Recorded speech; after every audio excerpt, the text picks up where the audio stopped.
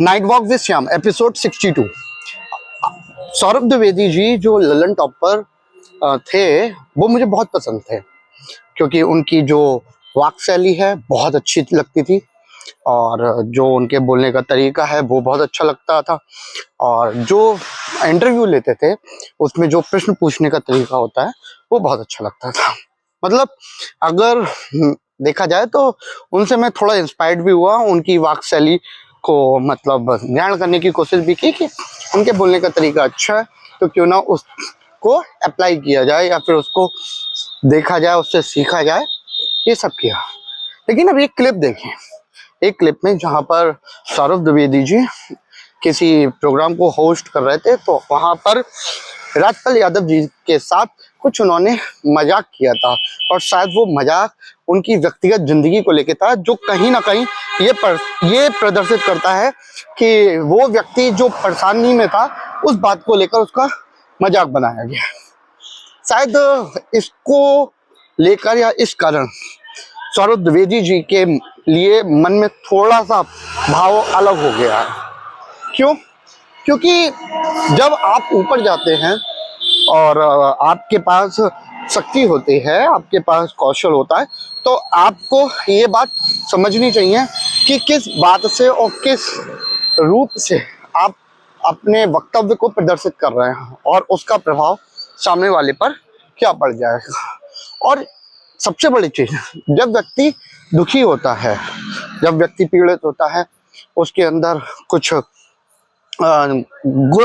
गुफ्तगू चल रही होती है, तब शायद उससे मजाक करना शोभा नहीं देता। और वो मजाक जो उसकी व्यक्तिगत जीवन से जुड़ा हो, शायद नहीं।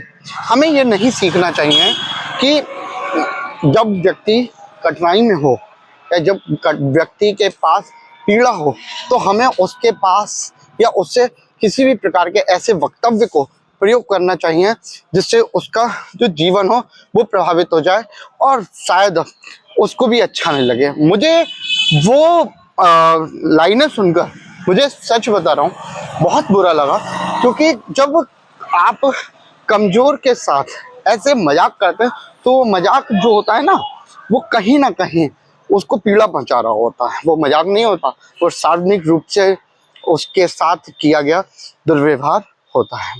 तो सच बताना चाहिए कि हम लोगों को जब भी कोई व्यक्ति पीड़ित हो या फिर परेशानी में हो तो उसको समर्थन देना चाहिए, उसको सहयोग देना चाहिए, उस पर किसी भी तरीके का आरोप और प्रत्यारोप का दौर नहीं लगाना चाहिए, क्योंकि वो आदमी पहले से ही दुखी है और हम उसको अपने वाक्यों के थ्रू जो दुख कर देते हैं तो शायद उसकी पीड़ा बहुत बढ़ा देता है।